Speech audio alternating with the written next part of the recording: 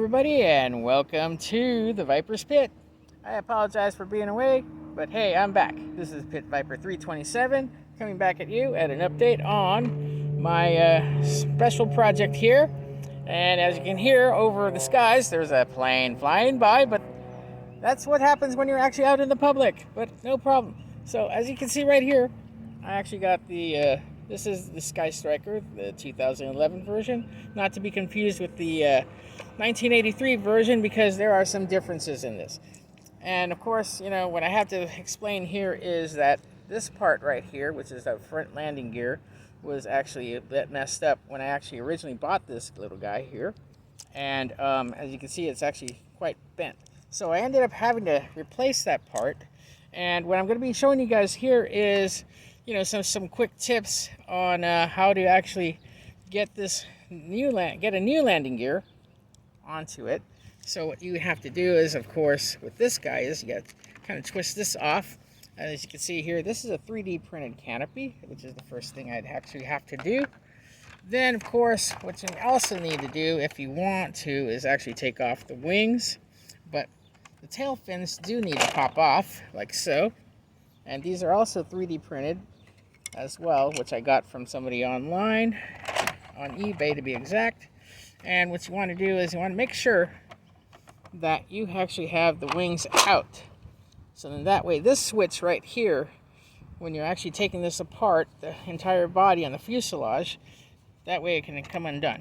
But also to let you know that actually I've seen that it actually is glued.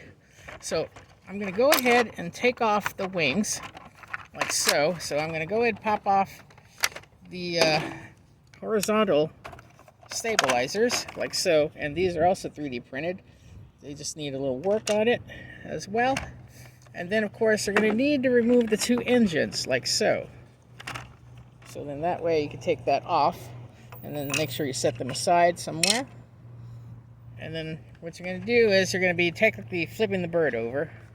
Not flipping off the bird, but, you know, just a bad joke. But anyways, what you have here on the bottom is a bunch of screws. Like I said, this body is slightly different than that of the original Skystriker. So I'm going to go ahead and pan it through like so. But here's one thing. Right here in the frontal fuselage where the canopy meets is you can actually see a little bit of an opening there. Okay, you have a choice of either popping this off, which can be really hard, but you may end up breaking it. So what you have to do is you're going to have to unscrew all these screws, like where I'm pointing out with my finger, to the back here. So in that way, it won't damage the pin that's underneath this guy. So another thing I was actually seeing on an actual site is actually saying that there's actually glue area right here and here. And of course I'm pointing out that there's a slight stress from it when I popped it off, but that's going to happen. But on the back end, that's going to be one thing that I actually saw somebody else do, but I didn't quite like how they did it, because they actually got an X-Acto saw and cut through the whole part of this area here. It's also being held by 2 points of glue, 3 at most. But what you need to do there is you need to get an X-Acto knife like this. So what you have to do is you have to go through and get back to the engine part, and you're going to have to put the X-Acto knife like right about here at this point, and just, you know, work your way in. You know, don't push down too hard on it, because you may either snap the blade and hurt yourself, or you may end up making a cut that's actually not going to look too good on it. So you have to do it with patience and precision. And then once you loosen it up right down here where there's a little glue mark, then work your way to the top, like right around here, and keep going like so. And then what will happen is it'll start loosening up, kind of like that. But make sure you don't hit this side here, because I did that by mistake, and there's actually a little plastic pin, but there's 2 pins that hold it in place. So let me slide this guy off to show you here. Okay, see, that's the broken pin that I took. Here's the other one that holds it together. So don't worry about that. So then you do it to the other side like so. And honestly, you don't have to glue these back on because actually it holds in place without any issue. And of course, it also holds in place when you're putting on, you know, the engine part like so. So make sure you take that off. And of course, when you're ready to pull that off, you can see this will come apart like so. If you can pull a little bit, you can barely see that this is actually opening up a little bit. So in turns, you got all these screws right down here on the bottom. Like I said, make sure you take the canopy part off in order to replace the housing here. And then of course it's pretty easy on the inside, but also you want to make sure that when you're actually putting it back together is that you actually have it face down like this, so then that way you can align the wings when you're done replacing the landing gear. So it's just one slide that goes back and forth on this.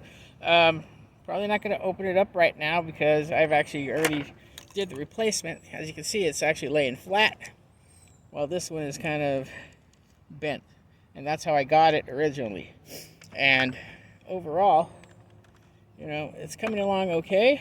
I just need to work on some things, but actually when I got this guy, you know, it actually had holes in it, so I sanded down a little bit of it, and I'm going to be using some Milliput, so then that way I can take care of that and then repaint this little guy right here. And of course after that, you know, I'm going to work on making a custom. But overall, I mean, going back to the tail fins, as you can see, these are definitely 3D printed. I actually had to do some sanding down and work them a little bit. Not quite perfect. They do need some work, because you actually got to make sure that this back area here that actually snaps in, so then that way it won't pop off and actually hold on, because if you just put it in as is, it's just going to be a little loose on the tail fins. And let me go ahead and show you what you should be doing. But also, probably might need a little bit of Milliputty right here on the tip, because that way it can align properly. And I'll go ahead and show you how that works. So I'm going to pop it in like so, if I can get it popped in. Okay, there it is. As you can see, it's actually stable, but there's a small little crack right over here that actually shows that it's not proportionate enough.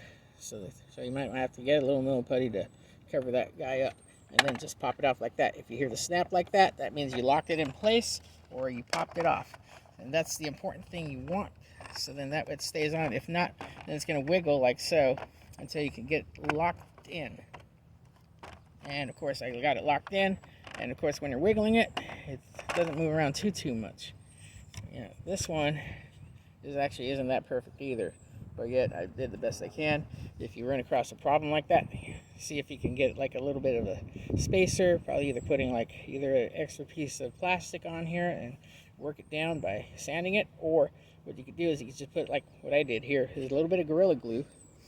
That way I can keep it in place like so, and then that way it stays on without an issue.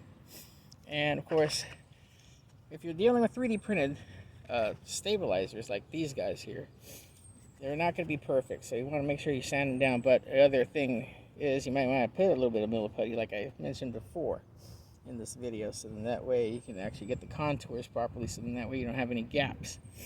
So, and then of course last thing is, this is a little 3D printed. It's a little more delicate because I can squeeze it like so. It's not like the other type of canopy, but it's not so bad. I'm kind of impressed with it, due to the fact that even though it is 3D printed, it actually is really nice soft tint that they put on here.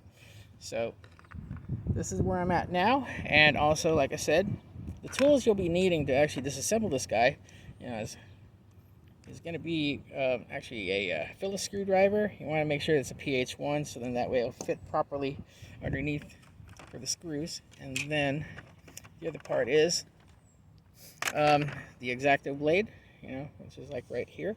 You can get those anywhere, any hobby store. And of course, when you open it up, like I said, take off all the screws and then lift from the back to the front. You may hear a little snapping, but also what I recommend on that when you're opening it up is actually make sure you actually have something here, like maybe something like plastic, so then that way you don't have to break any of the pins off, but usually it won't break, but you only hear the snapping. Should be from right here in these 2 points underneath the intake, so then that way you'll be able to put it back on. And of course, even though it's no longer glued at these 2 points, it'll actually look, pretty good like it did before without any issues. So that's pretty much it. Thanks for watching my video. Please make sure you leave a like, subscribe, and a comment below if you guys have any questions on this. And of course, if you guys are interested in me disassembling this again, I can actually put out some pictures on how I did it, so then that way you guys can just follow it through on my Instagram, which is pit_327. Actually, let me correct that. pit_viper327. Well, you know what? I got to work with what I can because I don't edit much. You guys have a great day and have a good week and have fun building stuff. Take care.